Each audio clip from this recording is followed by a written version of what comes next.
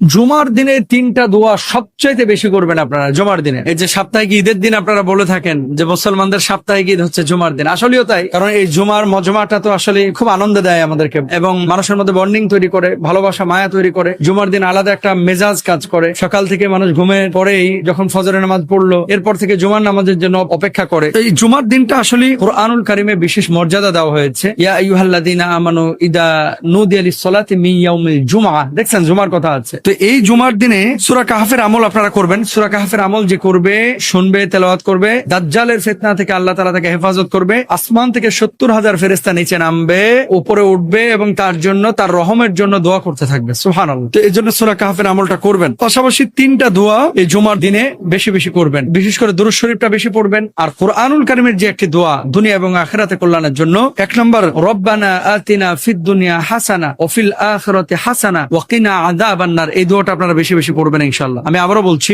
রব্বানা আতিনা ফিদ দুনিয়া হাসানা ওয়া ফিল আখিরাতি হাসানা ওয়া কিনা আযাবান নার। আল্লাহর নবী সাল্লাল্লাহু আলাইহি ওয়াসাল্লামের জীবনে সবচাইতে বেশি এই দোয়াটা পড়েছেন তিনি সাল্লাল্লাহু আলাইহি ওয়াসাল্লাম, সবচাইতে বেশি এই দোয়াটা তিনি পড়েছেন। তাহলে আপনারা পড়বেন ইনশাআল্লাহ। এখন আপনারা বলবেন যে হুজুর কোন সময় পড়বো? 5 ওয়াক্ত নামাজের পরে পড়েন, দিনে দোকানদারি করতেছেন পড়েন, মাছ কিনতে গেছেন পড়েন, বাজারে গিয়েছেন পড়েন, অটো সিএনজিতে চড়ছেন পড়েন, সমস্যা নাই, যে কোনো সময় পড়েন, কিন্তু বেশি বেশি পড়বেন। 2 নাম্বার, উত্তম জীবন যাপনের দোয়া একটি দোয়া পড়বেন, আল্লাহুম্মা ইন্নী আসআলুকাল হুদা ওয়াত তুকা ওয়াল আফাফা ওয়াল গিনা। আমি আবারও বলছি, আল্লাহুম্মা ইন্নী আসআলুকাল হুদা ওয়াত তুকা ওয়াল আফাফা ওয়াল গিনা।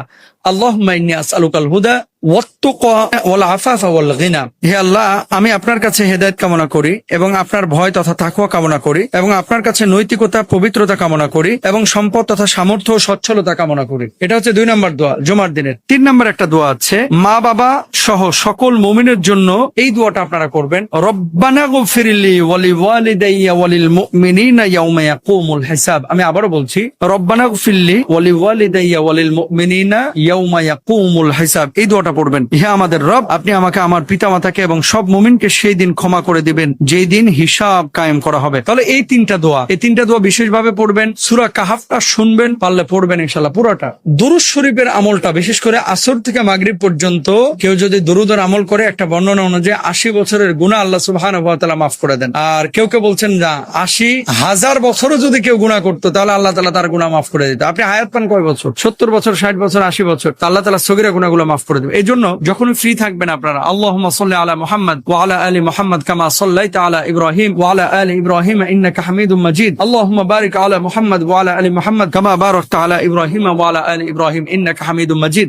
এইভাবে আপনারা দোয়া করবেন। আল্লাহ তৌফিক দান করুন, আমিন।